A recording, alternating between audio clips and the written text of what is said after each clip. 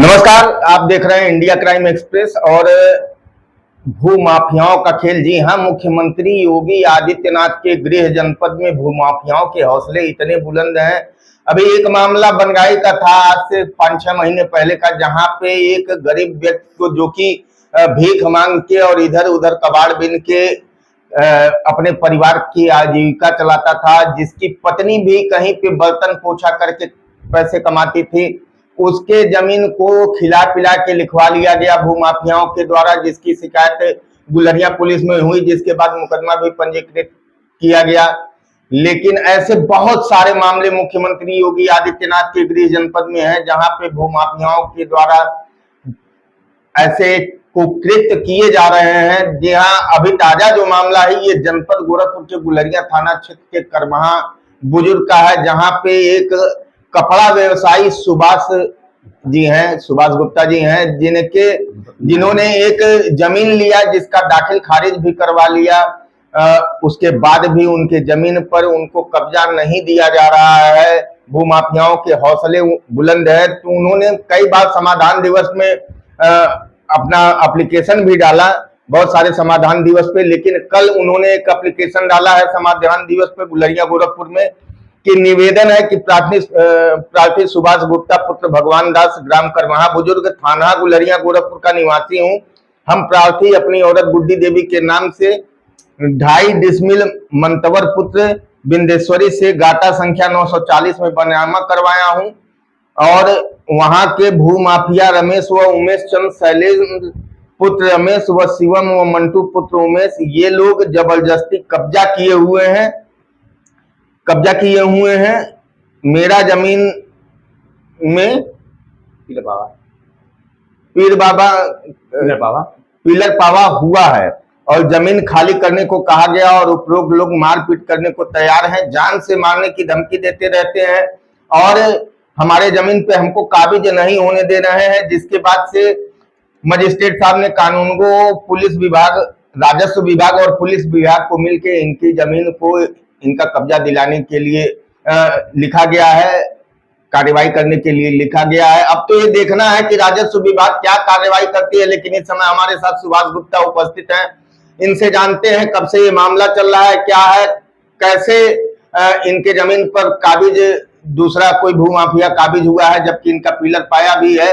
और एक शख्स से और मिलवाएंगे जिनके जमीन को इन्होंने बैनामा करवाया है, आखिर उसका भी जमीन वहां पे है और कितना जमीन है, तो उस व्यक्ति से या तो बात करवाएंगे या तो सुभाष जी से ही हम बात करेंगे, और इनसे जानेंगे कि क्या पूरा मामला है, कब से चल रहा है, कैसे शराब पिला करके जमीन को अदला बदली करने की कोशिश की गई, जिसके बाद से न्यायालय में विरोध जाहिर किया गया, और जो अदला बदली किया जा रहा था उसको रोका गया है। तो पूरी मामले की जानकारी सुभाष जी से लेते हैं। सुभाष जी, बहुत बहुत स्वागत है आपका। नमस्ते सर।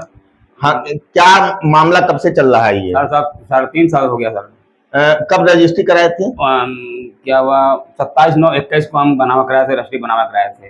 उसके बाद दाखिल खारिज करने के बाद, दाखिल करने के बाद एक महीने के बाद जो रमेश ने भू माफिया, शैलेंद्र, मिंटू, शिवम, ये जबरदस्ती लोग कब्जा कर डाले आपके जमीन पे। आपको मेरे जमीन का 2.5 डिसमिल जमीन का। अच्छा, ये जो जमीन अदला बदली, ये जो आपके मंतवर हैं जी, इनके द्वारा कैसे, इनको कैसे बहला फुसला के इन लोगों के द्वारा जमीन अदला बदली करवाई गई थी?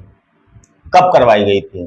30/9/2021 को इनसे तबदला लोग करा लिया लोग।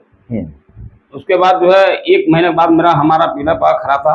उसके बाद इस बस्ती लोग कब्जा कर डाला मेरी जमीन को, आगे जो कब्जा। अच्छा, तो जो ये जमीन बदलने को लेके जो इन्होंने, मंतवर ने जो जमीन अदला बदली की थी, उसके बाद से कहीं आपत्ति पड़ी? आपत्ति सब तहसील में दाखिल उनका नहीं हुआ, आज तो दाखिल नहीं हुआ। हाँ। हमारा दाखिल हो चुका है, सब दाखिल होने के बाद भी ये जो जबरदस्ती कब्जा किए हैं लोग, उनका जमीन सारे 59। अच्छा, मंतवर का कितना जमीन वहाँ पे है? 59 जमीन का है सर। 59.5 डिसमिल। अच्छा, इन लोगों का उसमें कितना है? रमेश व शिवम 15 डिसमिल है। उनका 15 डिसमिल है, वो 2.5 एकड़ जमीन का, मतलब 2.5 बीघा जमीन है वहाँ। हाँ। 2.5 बीघा में उनका एक मंडा है, 15 डिसमिल, और इनका 59.5 डिसमिल इनका है। हाँ। तो इनके भी जमीन पे जबरदस्ती कब्जा जबरदस्ती पूरा इनका भूमाफिया ने, रमेश मैंने इनका जमीन को पूरा कब्जा कर डाला लोग। मंतौर के जमीन को कब्जा किया। आप 2.5 डिसमिल लिए होंगे। 2.5 डिसमिल दिए हैं। पिलर पाया भी है वहाँ, पीला पर खड़ा मारा है।